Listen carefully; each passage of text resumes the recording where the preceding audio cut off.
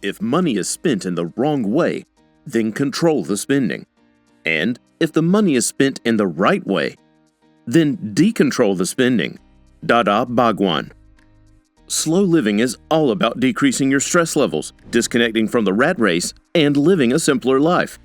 It's easy to get caught up in the hustle and bustle of the 21st century life, but slowing down can bring you a more peaceful existence. One of the most effective ways to save money is to avoid spending it in the first place.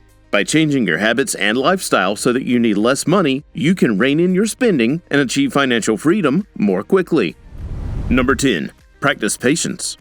Impatience is one of the most common reasons people spend money. It doesn't matter what you're buying. If you're impatient, you're going to spend more than you have to.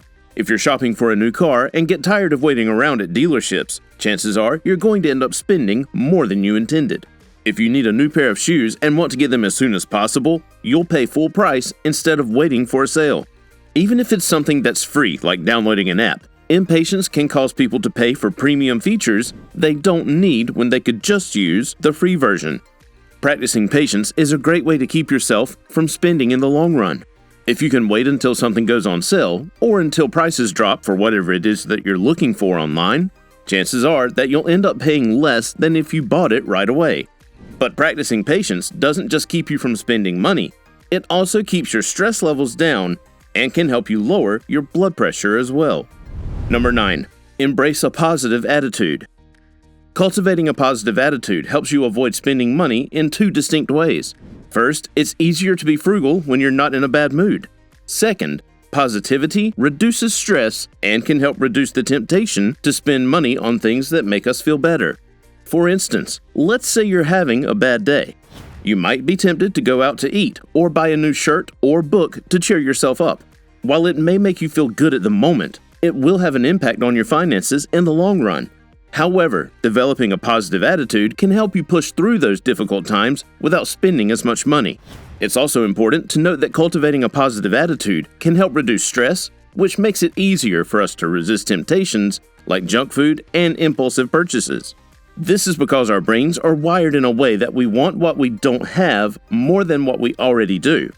So when we get stressed out about something like work or school, our desire for those items grows stronger and stronger until eventually we give in to temptation and spend more money than usual on them.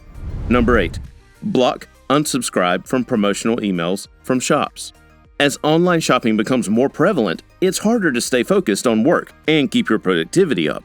One way to do this is by blocking notifications and emails from shops so that you can stay focused and not give in to the temptation of spending. University of Chicago researchers found that people make impulsive decisions when distracted. This led them to spend more money on things they did not need.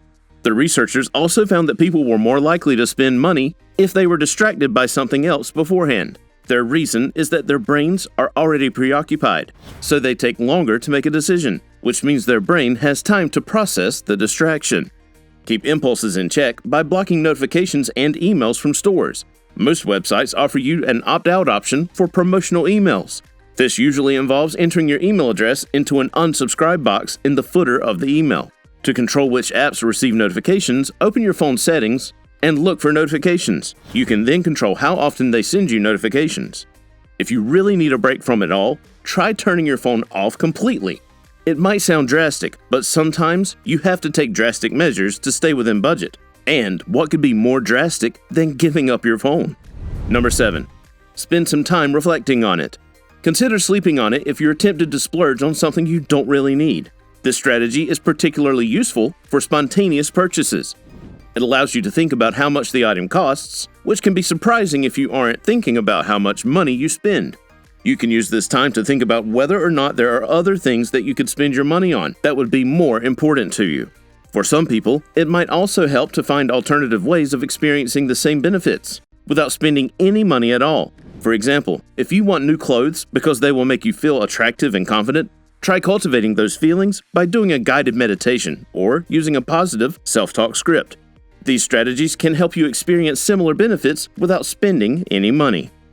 Number 6. Get the most out of your employee benefits. Healthy employees are more productive, less likely to have costly accidents, and generally happier. That's why it makes sense for businesses both large and small to offer their employees some sort of health benefits.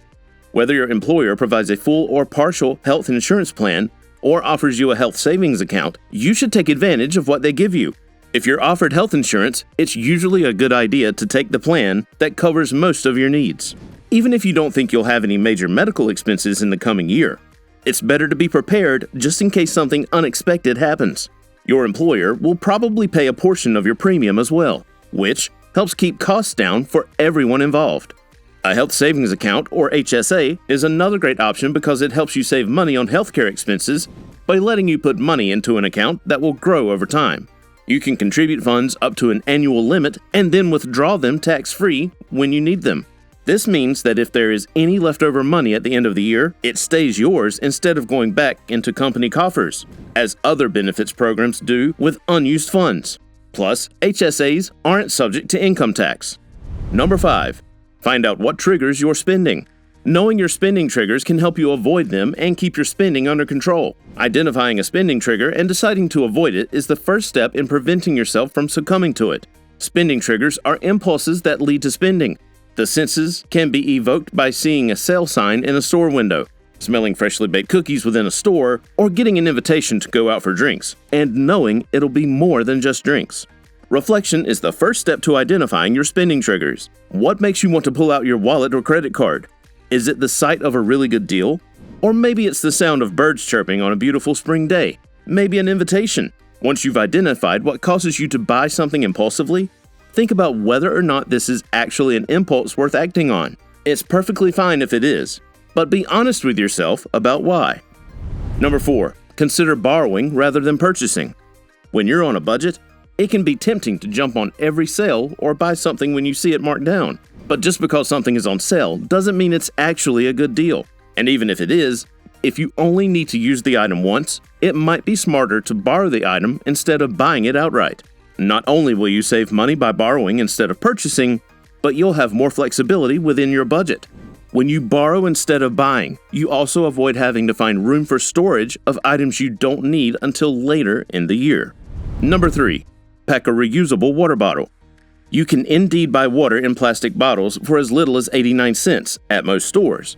But what you might not know is that the cost of purchasing bottled water adds up to be much more costly than you might think. For instance, if you purchase 1 bottle of water a day just on your way to work, you'd spend 89 cents times 5 days a week, which equals $4.45 per week, or $22.25 per month on bottled water. That's almost $270 on bottled water each year.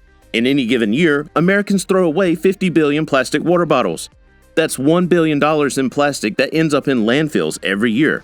And according to the Pacific Institute, water bottle production and transportation make up 17 million barrels of oil annually. Luckily, there are other options for staying hydrated throughout the day, and being environmentally friendly as well.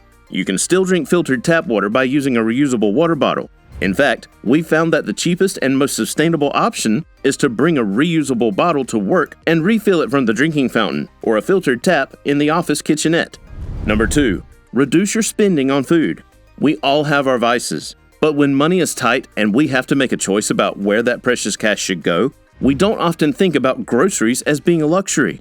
However, that doesn't mean you can't spend too much on them. If you feel like you're always watching your bank account and don't know how to keep it in the black, it might be a good idea to take a look at your grocery bill. It's easy to rack up an enormous grocery bill. After all, the 10 items you needed for dinner are only the start of what's available to buy. It can be tempting to keep adding extras, new kinds of pasta, different condiments, or expensive cuts of meat to your cart just because they look good and you want to try them out. But if you're not making enough money to cover what you spend without running into trouble every month, then it's time to reevaluate your shopping habits. If you've enjoyed it so far, please like this video and leave a comment. What is your best way to save money? Number 1. Avoid cabs.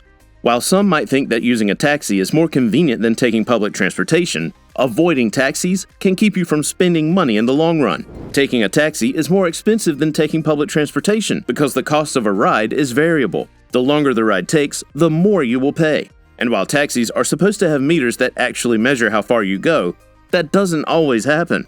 So, you could be paying for someone else's traffic troubles.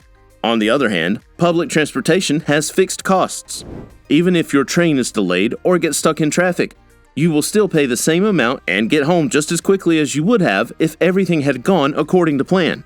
Because of this, even though it might seem like public transit isn't as convenient as a taxi, it saves you time because there will be less time wasted sitting in traffic.